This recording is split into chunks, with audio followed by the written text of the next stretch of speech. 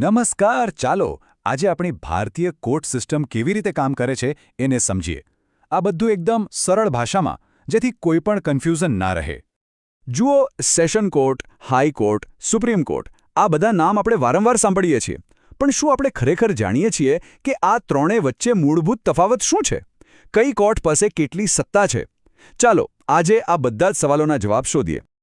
તો ચાલો આપણી આ સમજણની શરૂઆત કરીએ ન્યાયતંત્રના સૌથી પાયાના અને મહત્વના સ્તરથી, એટલે કે જિલ્લાની સેશન કોર્ટથી. તો આ સેશન કોર્ટ છે શું?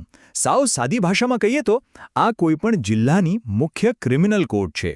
મતલબ કે જે પણ ગંભીર ગુનાહો બને એની સુનાવણી અહીંથી જ શરૂ થાય છે. અહીં કેવા પ્રકારના કેસ ચાલે? તો જુઓ, હત્યા, હત્યાનો પ્રયાસ, બળાત્કાર જેવા ગંભીર અને મોટા ફોજદારી કેસો, આ બધાની સુનાવણી સેશન કોર્ટમાં જ થાય છે. આના પરથી જ આપણને એનો અંદાજ આવી જાય કે આ કોર્ટ કેટલી મહત્વની ભૂમિકા ભજવે છે. અને જેટલા ગંભીર કેસ એટલી જ ગંભીર એની સત્તાઓ. સેશન કોર્ટ કોઈ ગુનેગારને આજીવન કેદની સજા ફટકારી શકે છે. એટલું જ નહીં, એ મૃત્યુદંડ પણ આપી શકે છે. પણ હા, એના માટે હાઈકોર્ટની મંજૂરી લેવી પડે છે. અને મોટાભાગના ગંભીર ગુનાઓમાં જામીન આપવા કે નહીં એનો નિર્ણય પણ અહીં જ લેવાય છે. પણ ધારો કે કોઈ પક્ષ સેશન કોર્ટના ચુકાદાથી ખુશ નથી, તો શું? તો પછી એ કેસ આગળ વધે છે અને એની અપીલ કરવામાં આવે છે રાજ્યની હાઈકોર્ટમાં. તો ચાલો હવે ન્યાયતંત્રની સીડીનું બીજું પગથિયું ચડીએ. હવે વાત કરીએ રાજ્ય સ્તરની સૌથી મોટી અદાલતની, એટલે કે હાઈકોર્ટની. હાઈકોર્ટ, જેવું નામ છે એવું જ કામ. એ આખા રાજ્યની સર્વોચ્ચ અદાલત છે. દરેક રાજ્યની, જેમ કે ગુજરાતની, મહારાષ્ટ્રની, પોતાની હાઈકોર્ટ હોય છે, જે આખા રાજ્યની કાનૂની વ્યવસ્થાનું સંચાલન કરે છે. હાઈકોર્ટનું કાર્યક્ષેત્ર ઘણું મોટું છે. એ સેશન કોર્ટ કે બીજી નીચલી કોર્ટના ચુકાદાઓ સામે અપીલ સાંભળે છે. માની લો કે કોઈની પર ખોટી એફઆઈઆર થઈ છે, તો એને રદ કરાવવા માટે ક્વોશ પિટિશન પણ અહીં જ દાખલ થાય છે. અરે સૌથી મહત્વનું, જો કોઈના મૂળભૂત અધિકારો છીનવાતા હોય તો એ સીધા જ રીટ પિટિશન દ્વારા હાઈકોર્ટનો દરવાજો ખખડાવી શકે છે. અને સત્તાઓની વાત કરીએ તો હાઈકોર્ટ પાસે જબરદસ્ત પાવર્સ છે. સેશન કોર્ટે આપેલી મૃત્યુદંડની સજાને મંજૂર કરવી કે રદ કરવી એ હાઈકોર્ટ નક્કી કરે છે. એ નીચલી કોર્ટના કોઈપણ આદેશને પલટાવી શકે છે અને કોઈ કેસની કાર્યવાહી પર સ્ટે ઓર્ડર એટલે કે રોક પણ લગાવી શકે છે. સારું, તો હવે હાઈકોર્ટના નિર્ણયને પણ કોઈ પડકારવા માંગતું હોય તો? ત્યારે આવે છે આપણી ન્યાય પ્રણાલીનું અંતિમ અને સર્વોચ્ચ શિખર, ભારતની સુપ્રીમ કોર્ટ. અને હવે આપણે પહોંચી ગયા છીએ ભારતીય ન્યાયતંત્રના ટોચ પર, એટલે કે દેશની સુપ્રીમ કોર્ટમાં.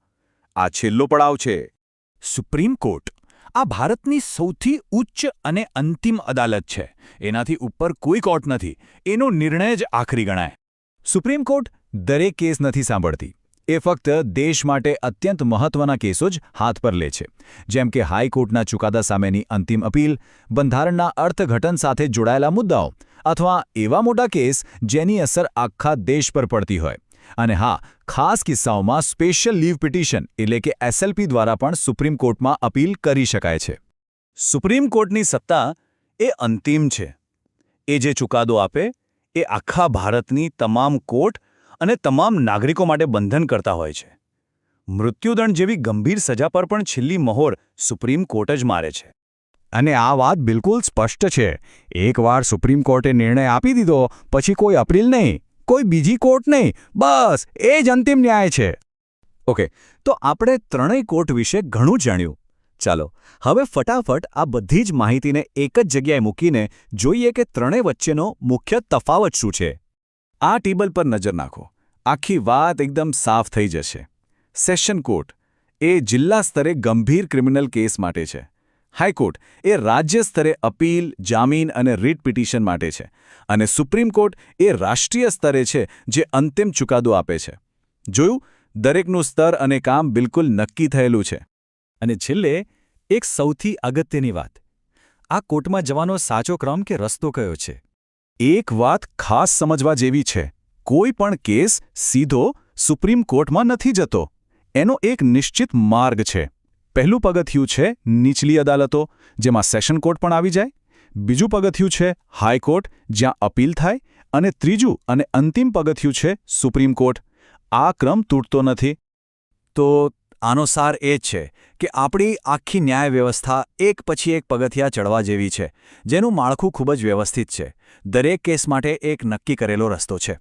આશા છે કે હવે સેશન કોર્ટ, હાઈકોર્ટ અને સુપ્રીમ કોર્ટ વચ્ચેનો ભેદ એકદમ સ્પષ્ટ થઈ ગયો હશે.